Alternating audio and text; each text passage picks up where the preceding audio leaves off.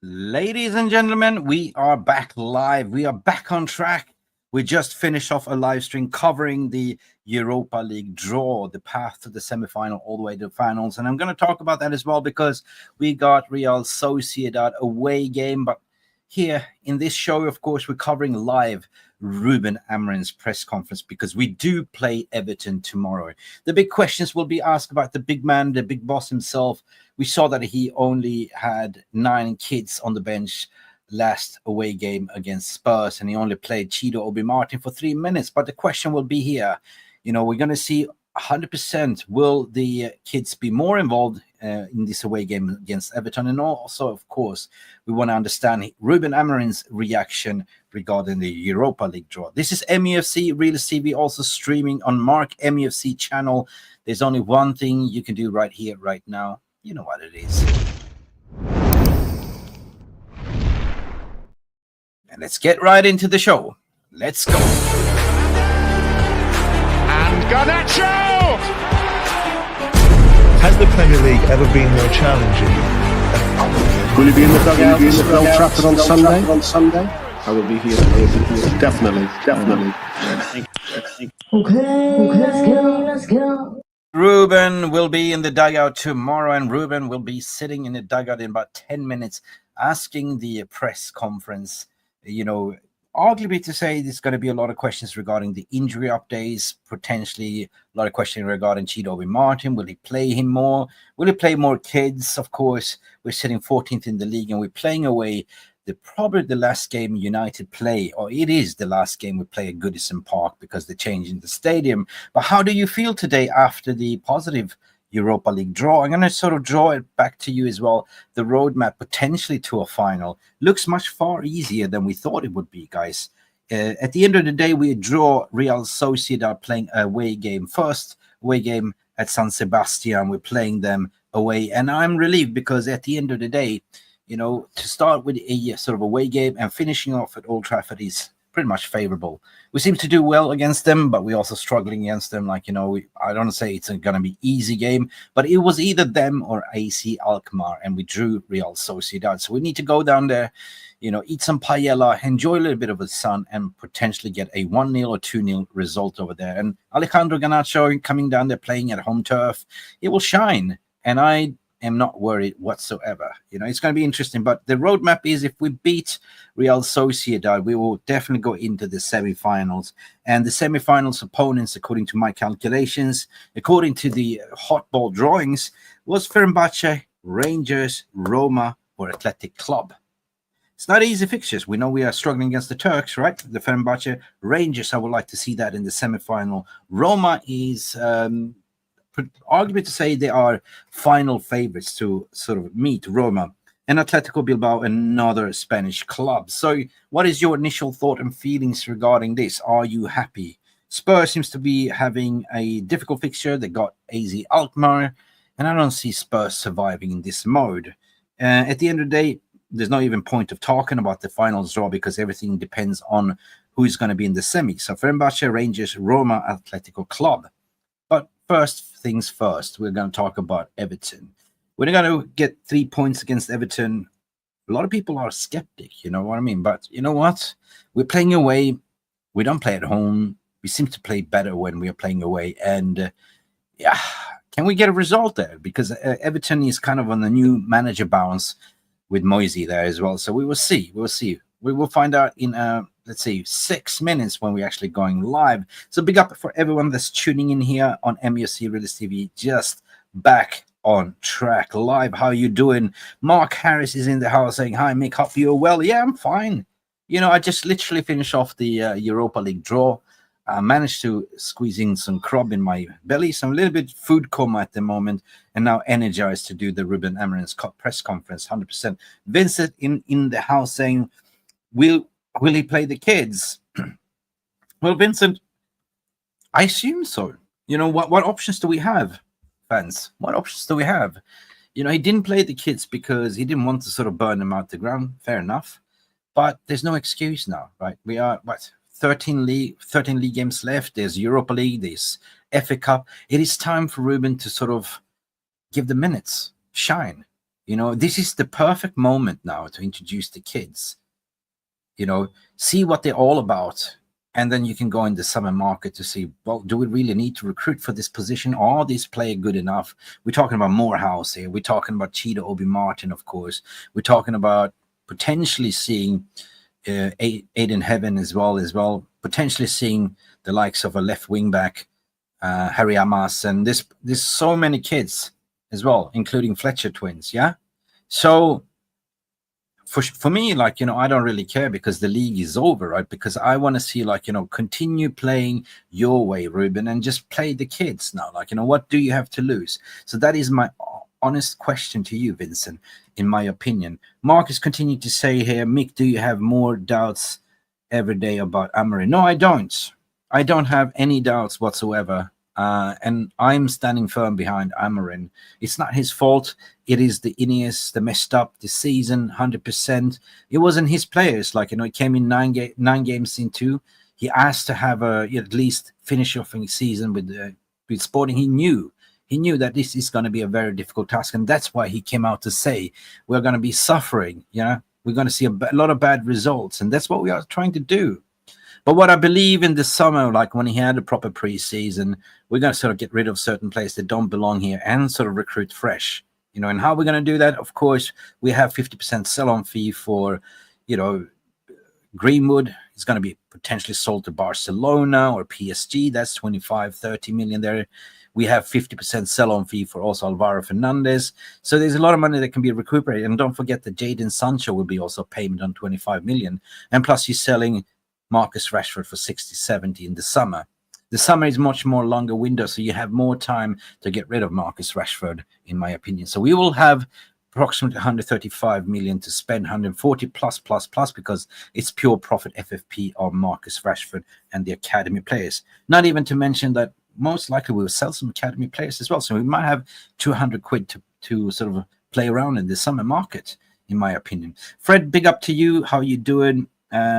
Stephanie Griffith, as always, lawyer coming in. Mark and Mick, face mask on. Yeah, who is who? I don't know. Where Mark is? He's always late. He said it will come in. What are you saying? Mark Harris saying, my one moan is tired of seeing Bruno, Dalot, and Rasmus playing. Surely the kids are worth a run. 100%. We all tired, man. We are very tired to see this, right? It's been a hard season. We never sort of kicked into gear.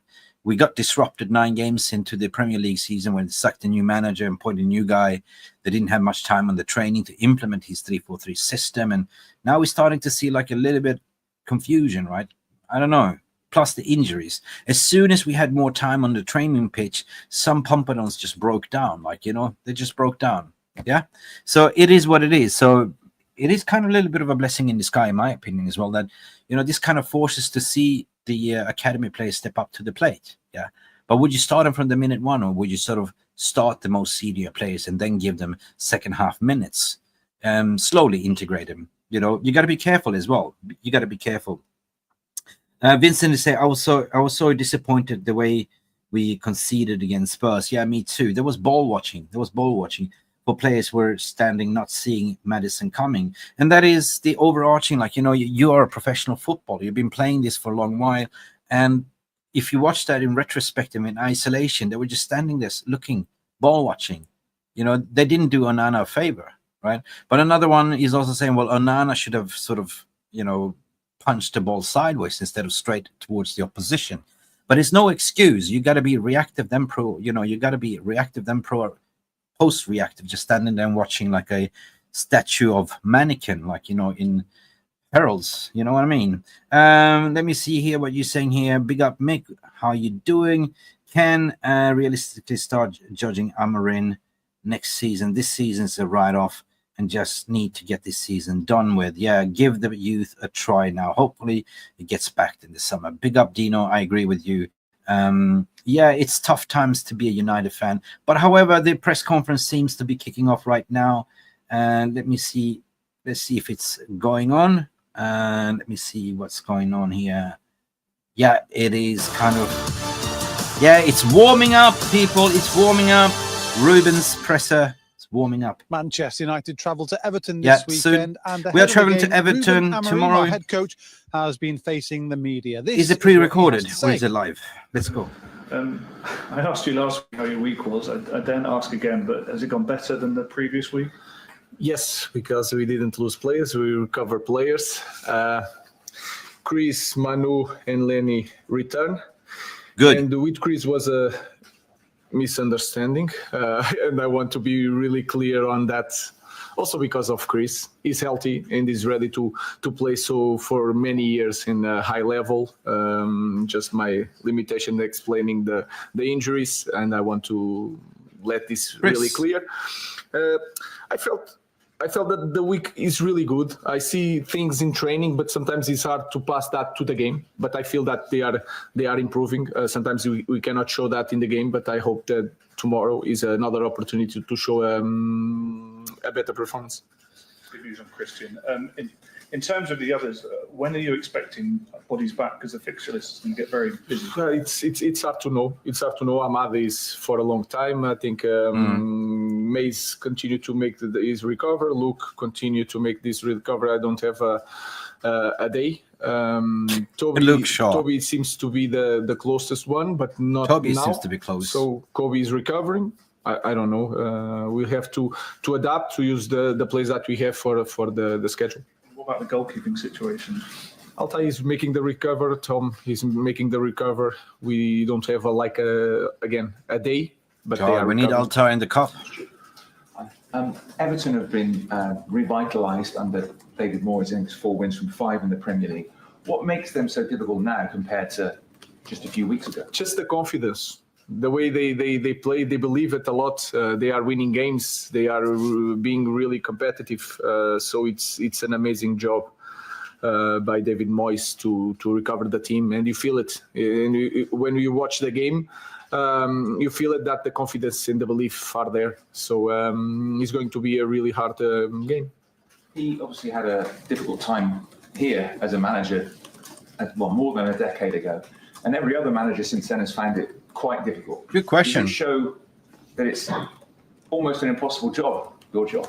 No, it showed that it is a difficult job. And again, we have to try to understand the history. This club had a figure that is you cannot replace in Sir Alex Ferguson, and then it's a hard job to do it because everything was connected with one person, and when that person leaves, is really hard. But like I said, he's doing an amazing job. He did an amazing job with West Ham, so it's that kind of coach that is really hard to win games. But Moisey got rid of the backroom stuff as well. European draw, you've got Fulham to come up in the FA Cup. How important is it for you that you win a trophy this season now to rescue what's been a really disappointing and frustrating season?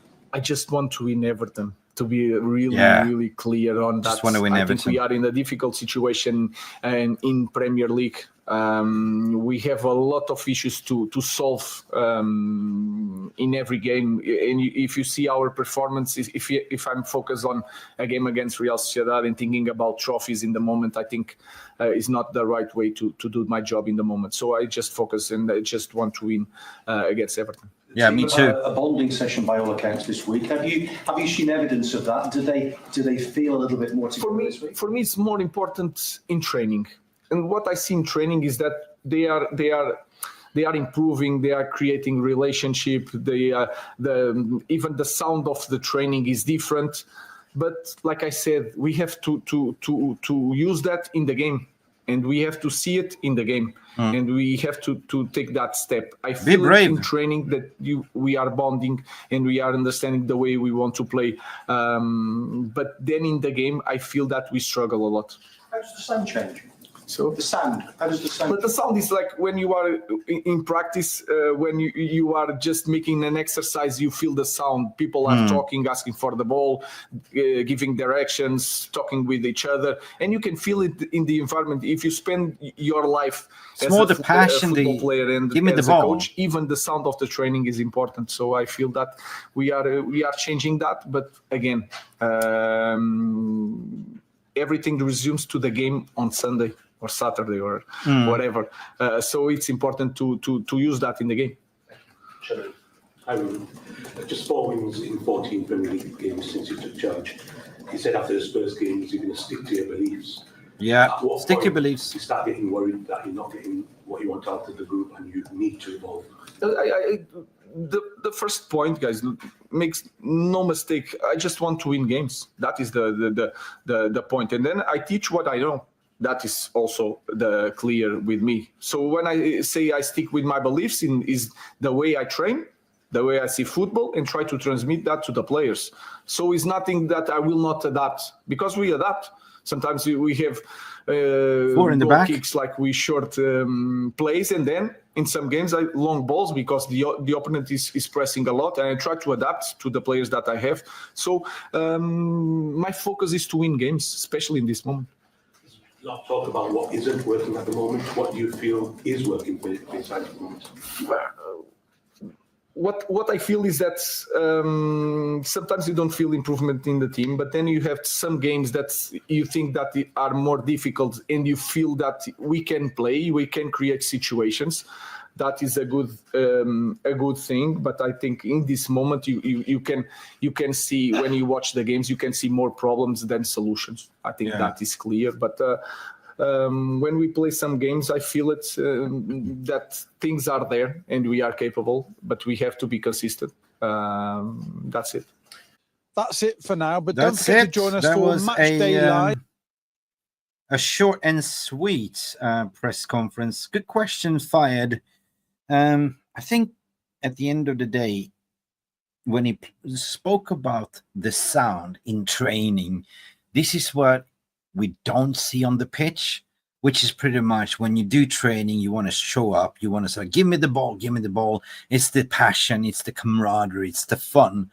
But we all seen when we come out on the pitch, that bravery just disappears. Like, everyone turns into scare rabbits, at least at Old Trafford. So this is what I want to see, like the intensity and bravery, because Benny McCarthy was also complaining about that in his interview. They say, like, in training, they did everything, but there was kind of a little bit of disconnect as soon as they got on the pitch. Is it the crowd at Old Trafford that make them nervous? Do they don't want to sort of be exposed and do mistakes while the camera is panning onto them? It must be some form of mentally, up there, that you're thinking that the whole world is watching, but you got to show fight. You got to show bravery. 100%. Somebody needs to take the ball and just drive with it, and that somebody is 100% been Amad Diallo, that's been out for the season. Now, in terms of the injury, he spoke about, Chris being back, and that's, of course, Christian Eriksen. But instantly thinking there was no really questions about starting the kids or playing Chido, B. Martin.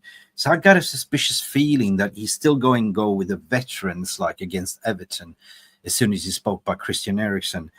Me personally, I think I want to make my stance clear. Like, Christian Eriksen is not the future of this club because he's leaving on a free in this summer. And then also Casemiro, arguably to say that he's not really fit to wear this shirt anymore. There's no legs. So if we really want to go up to Goodison Park and win the game, we need to have intensity. He spoke about David Moyes, of course, about Everton. They've been winning games. And of course, with winning games comes that, how do I say, the confidence. But another thing that they failed to mention as well, there was a question, this is a new manager bounce, of course, what we're witnessing Everton having. But there was a sort of a question that every single manager that was here has failed, but they never mentioned to say that, listen, at the end of the day, what Moyes did was he took over the job from a very successful transition from Sir Alex Ferguson, and he sacked the whole core of the backroom staff and everything. And that backfired, right? He lasted 6 months. And ever since then, we had different type of managers, but we never sort of had a whole system to sort of just do plug and play, right? We normally, Manchester United's formation has always been a 4-3-3, but it's been changing a lot. And every single manager that came in and failed lasted 18 months because they had their ideas. Van Gaal came in, of course, he got sacked after winning the FA Cup, but he was more pragmatic, right? He got sacked because Jose Mourinho was available, but we never completed that cycle for that manager. So we still had players lingering on. And that, season, you remember when Rashford came in, got a chance. Martial got a chance due to injuries, similar to what we have right here, right now. And then, of course, he got sacked. Jose Mourinho came in, recruited a lot of players, including Zlatan Ibrahimovic. Who else did we get that season? Diego Dalot. And, you know, Jose Mourinho was more pragmatic, and Jose Mourinho was just happy to take the first season because he did on a spending spree. He got Zlatan over the line. Paul Pogba came in as well. And then the second season, he wanted the centre-back, but the club didn't give it. So he played, he took Scott McTominay in one instance and played him as a centre-back just to demonstrate. He threw his toys under the pram. Like, you know, he won the Europa League, of course, and then he got sacked. You know, so we never completed that cycle and another system. So we got, who do we get in? Ole Gunnar Solskjaer was more counter-attacking football again, back to the core of Man United, from going pragmatic to be more counter-attacking. Again, swapping and changing, recruiting for Ole. Cristiano Ronaldo came in, and that was the end of Ole. And then we got Rangnick, which was pretty much like interim, playing that 4-2-2-2, 2-2-2, 2-2-2-2. I don't know what he was trying to do. But, you know, these coaches are not bad coaches, right? But yet again, you got to have a full, complete cycle, like three years to recruit for them. But we never sort of completed that. And then we got Ten Hag in, and who just came in and just plug and play a little bit, like, you know, finished third in the first season, but he never sort of, you know, played the Ten Hag way, the way he was playing at Ajax, and that was the reason why he got sacked. He was stubborn because the midfield was non-existent, in my opinion. And then the rest is history. Now Ruben Amorim is coming in and changing it again, like to a 3 in the back. So my point is that if you compare Man United to City or any other Premier League club, including Liverpool, that have already been in this regeneration project for 8 to 12 years, they just basically recruit the manager that plays a similar style of play, which is the club ethos. Like it's a 4-3-3, like Klopp played. So when Klopp left, Slot came in, just plug and play, easy to go. Now we're sort of doing a whole rebuild, a whole squad rebuild, and a total club rebuild. So of course, you're asking me, yeah, Ruben, you need a summer. Definitely, you need a summer. And you've done a great job so far. Like, you know, there was a question asked, like, you know, you only won 5 games, like in the Premier League, yada, yada, yada. We knew that this was going to happen, right? You know, so, yeah, I mean, we are here tuning in because we want to see Man United do great. But this season was a write-off. You know, 9 games into the Premier League season, you sack Erik ten Hag, which you recruited for in the summer. You got Ruben Amorim and potentially gave him one summer in the January, which was Patrick Dorgo. You can't really count like Aiden Heaven as a signing. He went into straight in the under-21s, the academy. So it's pretty much one signing that he got, and there was a left wing back, and still playing Diego Dalot on the right. So yeah, it's shambolic. And by the way, Diego Dalot was coming from Jose Mourinho area, which basically Jose recruited Diego Dalot as a defensive right back. So he's trying to play a fullback, or actually attacking wing back, which doesn't work, right? Defensively, Diego Dalot is a ball watcher.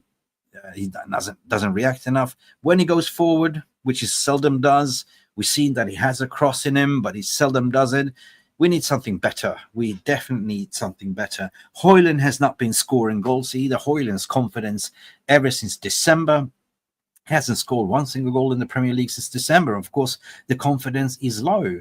But you got to look at the setup of the team setup, because there's moments where he was even asked here in the interview, like, you know, are you willing to adapt? But people that don't watch football, you can actually see that in games, he kind of adapting sometimes. Sometimes he plays with the 4 in the back. Sometimes he plays with a flat back 8, right? Defensively. But that's because we don't have the confidence, and we don't have, you know, ball carriers in the midfield that can, you know, string along those middle passes, the through ball passes. We don't have it. So is that a reason why Christian Eriksen might be available for Everton? Because he's kind of been the registrar, but he doesn't have the legs. In terms of the injury crisis, it looks like he was talking about, you know, Toby Collier is not far away. He didn't say much about Ugarte. He mentioned about the unknown factor of Luke Shaw. Seriously, the guy is gone. You can't fix Luke Shaw anymore. It's gone. So we all seen that he came back to training and he broke down straight away, and the club said he will be back on Monday, and now it's unknown, right? We know that Amad Diallo is out for the season. Kobe Mainoo, there's been some reports he might return, but until now, it is what it is, guys. We have some senior players that could play, and we just have to sort of mix that in with a blend of youth, in my opinion. Ericsson is ready for Everton. Yes, Jarle, he is. And he got the question in this press conference, and he spoke about Chris is ready. So is Ugarte and Lenny Yoro as well. So that's good news. So will we start a Ugarte and Yoro? Yeah. Or are they ready? You know, will they be coming in on the second half? We don't know. Because he said in the press conferences, again, Jarle and everyone that's tuning in, like, you know, he only wants to focus on Everton winning this game. And I agree, you know.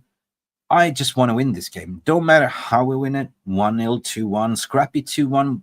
My score prediction, I think, will be a scrappy 2-1 to Man United. But it's going to be difficult, right? The crowd is up for it. Like, you know, they are closing down Goodison Park. And this is the last time United visit the Scousers, which is not far away. You know what I mean? And they have the manager bounce. So we just need to go and play our game. Pin them from the very first beginning, because the criticism that I have against Ruben Amorim is that he's too pragmatic in the first half. Like, you know, against Spurs, I saw us one stage playing a back flat 8. You know, what is going on here? Like, you know, so yeah, first half, we need to sort of be wanting it, having bravery. And that's kind of resonates what he said here in the press conference. Like in training, he hears the sound of people happy, wanting the ball, committing themselves. But as soon as that comes out to the pitch, there's no bravery. You know, there's 11 rabbits, blind Stevie Wonders, staring at the headlights, just waiting to be smashed. Until we do smashed in the first half, we concede a goal, we kind of wake up, and we are the second half FC. So from now on, against Everton, all we can do is sort of stay in the game. I know it's Everton, they're above us, you know, I can't believe I said it's just Everton, they're above us. God damn it, you know, but it is what it is, guys. We just have to go there and get results, because results gains confidence, similar to what Everton have now. And then we see the Europa League draw is kind of favored in our position as well. Real Sociedad away game, San Sebastian, return leg at Old Trafford. The semi-finals looks rosy. It's going to either be Fenerbahce, Rangers, I would like to see that, Roma or Atletico Club. I see Roma getting deep into the finals. Like I see a Roma final, potentially Man United, Roma, potentially. I don't know. We'll see. Spurs getting Spursy, Spurs getting FC Alkmaar. I don't see Spurs surviving AC Alkmaar the way they are playing. The last game at Goodison Park, it is last dance at Goodison Park. Very, very strange feeling. Big up Dennis coming in here. Afternoon, Mick. These players need to realize they're fighting for their careers and the great name of Manchester United. Luke Shaw, Mount Lindelof, these fuckers are getting paid for nothing. Well, these guys, the effers, you know what I mean? The Luke Shaw, we need to find a solution in the summer. Yeah? This is on the club. This guy is broken. You can't fix him. We ordered all the spare parts to fix Luke Shaw, but he's broken. There's no way. You know, there's no more spare parts to fix him. Mason Mount, what the hell did we do? Like, you know, why did we pay 60 million for him when he had 1 year left on his contract and he hasn't featured more than what? How many games? 10 Premier League games? Something. I'm not sure. It's not good enough, right? So either if you get a lot of money in the summer, pay them off. Rip off the contract, start fresh, pay them off. And Lindelof looks like he's going in the summer as a free agent. Ericsson is going on a free agent as well. So this is a massive problem. Massive problem that we need to get rid of, 100%. Jarle is saying, admit I wanted AZ. We've done well against the Real Sociedad. We don't do well against Real Sociedad. It's a Spanish technical players, 100%. Yeah, we do have a bad history regarding Real Sociedad. So, yeah, but bring it on. You know, bring on the best opponents. Like, you know, it's a test. You know, do I think that we can go all the way to the finals? You got to believe, right? But it starts from Everton game now, because if we win against Everton, the confidence is there. It's all down to Ruben Amorim. Is he bold enough or brave enough to utilize these kids? Yeah. I don't think that we will see Chido Obi Martin first half at all. I think he's still going to consist in playing Xerxes or Højlund. And then in the second half, we might see a Chido Obi Martin. In terms of midfield, we mentioned that Christian Eriksen is back. So that means that there's going to be no kids starting. I think it's going to be Christian Eriksen playing with Ugarte. Bruno Fernandes is one of the number 10s together with Garnacho potentially. So we will see. I'm not going to do the lineup. It's very difficult to do the lineup. But in my opinion, 3 points is what matters. Victory, at what he said. Mukisha Alex is saying, let the Amorim try the young kids in his team. There seems to be a connotation that most of the United fans right now are feeling, especially when we're saying, well, the Premier League is over. What do we have to lose? Yeah. So the excitement among us is to see, this is arguably to say the best crop we've seen coming up from the academy since 1992, So, yeah, I agree with your connotation that I want to see the kids, and this is so beneficial in my opinion as well, because if you start playing them, giving the minutes from now on, 13 games into the, to the season finished, then Man United is supposed to go on to Malaysia and Hong Kong for a post-match tour, and then some players getting rest. And you know what? We don't even have any European football. There's no World Cup or anything. So players will have a little bit of rest. A majority of the squad will be joining potentially another US tour, the third in a row. So yeah, we need to have a proper preseason, and there's no disruption right now. There's no World Cups or Europa Champions League Cups and stuff like that. So this means that United will be having a longer preseason to sort of implement Ruben Amorim's style of play and all that stuff and bonding and everything. And we can go kicking off the Premier League season 25-26 fresh, because one thing is that we've been notorious for is that we're never ready when the Premier League starts. We've been haggling in the transfer market, predominantly getting deals over the line late. Then we integrated the new players into the system. 5 games in, they get a debut, and we lost a lot of points. So I hope United have learned the lesson right now that with this preseason, with no disruption, we can go and have a proper preseason training and bonding and kick off fresh with all the new signings and everything, including the kids here as well. So let's see what's going to happen. Yalimamin is saying, last Eriksen played, he has the number 10. He's more creative than Bruno. I think Bruno position is now number 8.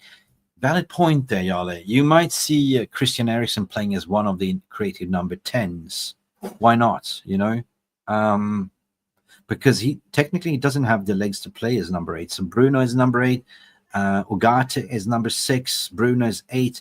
Christian Eriksen's one right-sided number 10, and Garnacho as a left-sided number 10. Dogo potentially will play on the left wing-back situation, providing with underlapping with Garnacho, meaning that Garnacho can be more of the wide player other than number 10 as well, potentially offering a little bit threat. We are going to be a little bit thin on the right-hand side. Potentially, I don't see Dego Dalot bombing forward whatsoever, and that is our weakest link at the moment, on the right-hand side, So predominantly, we would be attacking from the left hand, in my opinion, now that Amad Diallo is gone. And also Lone Watchy Anthony is doing great in Atletico Bilbao there as well. So yeah, in my opinion. So at the end of the day, it's going to be, I don't know. I think it's going to be a very pragmatic settings like the first half. I'm kind of used to it right now. I'm trying to be positive, but I think that Ruben Amorim will set up his team in the first half not to concede. We might even see a back 5 at moments of time. But what's important is the transitional play. We can actually hit him on the break 100%. And we don't have the speed at the moment. Rashford is out to, Aston Villa. The only one that can threaten. If you play the ball to Rasmus Højlund's feet in the channel, he has pace and he can score. I think Xerxes is important. It might be also, guys, that Xerxes and Rasmus Højlund starts as well. I like the looks of Xerxes. He's finding his feet at the moment. He's not the quickest player, but Xerxes on the ball, wow, technical play. I like that, how he can hold up the ball and sort of find passes and trickery, stuff like that. We might see a Xerxes there. So it's going to be interesting to see, where will Eriksen fit? And will he go with that? Will he go with the, Casemiro? I don't think so. I think Casemiro will find the bench. Ugarte's back. Ugarte will start. But the question is, out of the young kids, will they get minutes? Let's hope and pray, guys. Let's hope and pray. Hackle is in the house. You can't just chuck kids in the starting 11.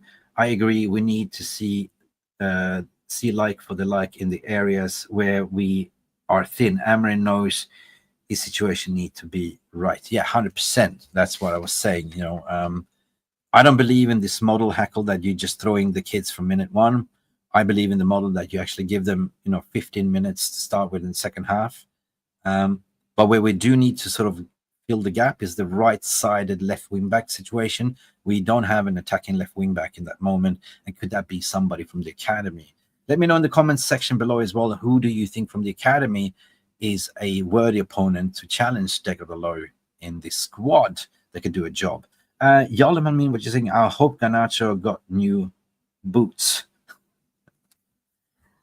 Oh, Ghana. Oh, lordy. Yeah, don't get me started.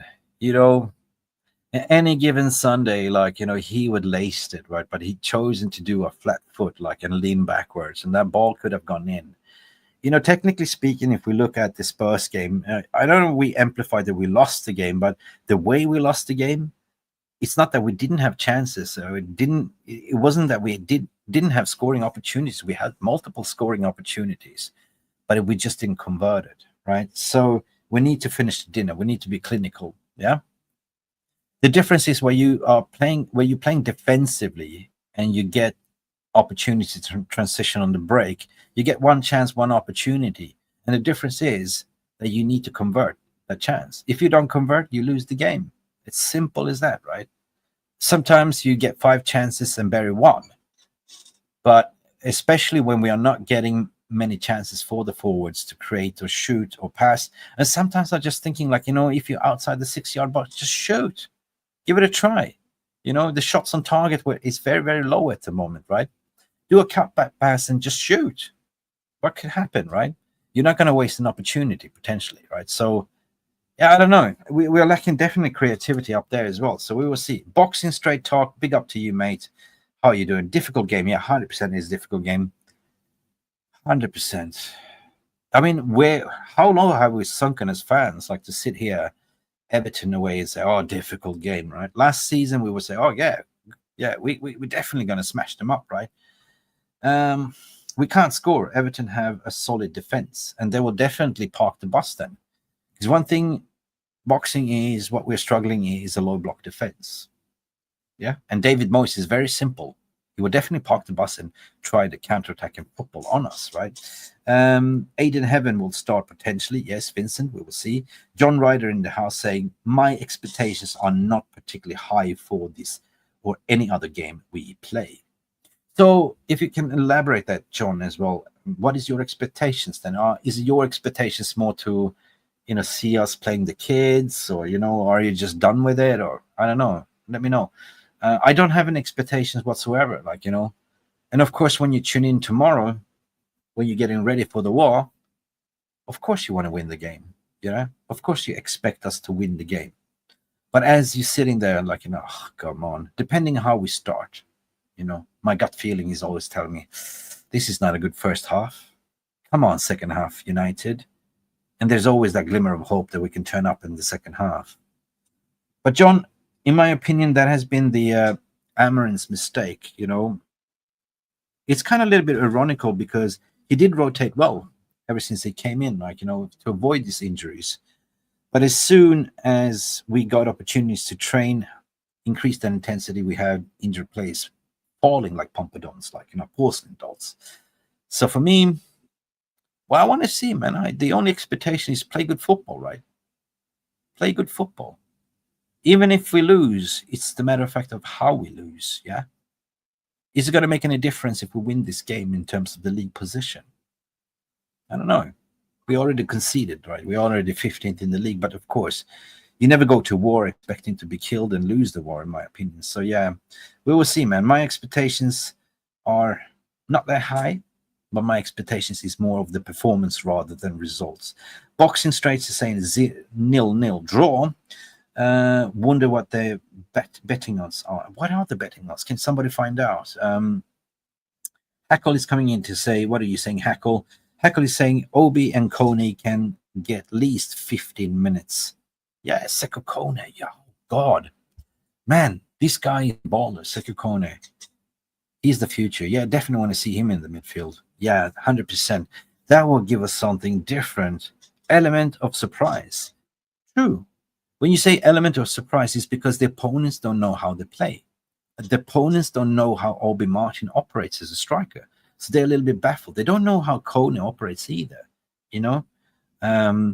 Definitely in the attack and the DM area. Vincent is coming in to say, I didn't realize we are playing the early kickoff. Oh, shite. It's a 12:30 kickoff. Write it off. Right on, 12:30 kick on. We never do early on a 12:30 kick on, guys. The guys are still sleeping. So if we win, that makes the weekend. Thank you for reminding us, Vincent. I totally forgot. It's a 12:30 kickoff. Historically speaking, a 12:30 kickoff for Man United on a Saturday. Sleepy Joe, never been our favorite tea time in certain ways. Fred the Red, I'm praying Everton have poor first half and we're going 3-0 up. Who's going to score? 3-0 up first half. Who's going to score, Fred? So we can see more of the kids in the second half. Then I woke up. I like that. But again, who's going to score the goals? I like that confidence. 3-0 in the first half, and then you have a free hit to throwing in the kids. But who's going to score the first 3 goals? Is it time for Rasmus to step up to the plate and bag a couple of few? A Rasmutas hat trick. Potentially. Xerxes potentially. But is it time for Garnacho to actually find the back of the net? Will it be against Everton? We don't know. We will see tomorrow, guys. But it has to be. Like, you know, it's the Newton's law of gravity. What comes up must come down, right? You know, Garnacho hasn't scored, but he had chances. So that ball has to go fucking in. Yeah? So we'll see, man. We will see. Anyway, so that has been me talking about the press conference. Do I feel confident about tomorrow? 50-50. I haven't really thought about it. Score prediction. Fred saying 3-0 in the first half. I don't believe it. I think it's going to be a scrappy game. I think it's going to be we concede the first half and we win the game with 2-1. We come back in the second half and we score 2. That is the way I see the game panning out. Goal scorers will be... I would like to paint this dream scenario. We are 1-1 second half. In comes Chido Obi Martin, the debutant, and scores the winning goal. Now, that is my dream scenario. Anyway, guys, I want to hear from you guys. Let me know your score prediction and who will score the goals. Leave your comment in the non-live comment section. This is my second stream for the day. Been let down from Mark. He was supposed to come in, and it's only you stuck with the ugly one, Mick, here. Actually, the beautiful one. Guys, yeah. And let's see, your score predictions coming in here. Stephanie Griffith is saying 1-0 to Manchester United. Garnacho, the winner. I was about to close the shop, but let's go over this. Hackle is saying, as he said before, play the ball into Højlund, into the channel, and he will score.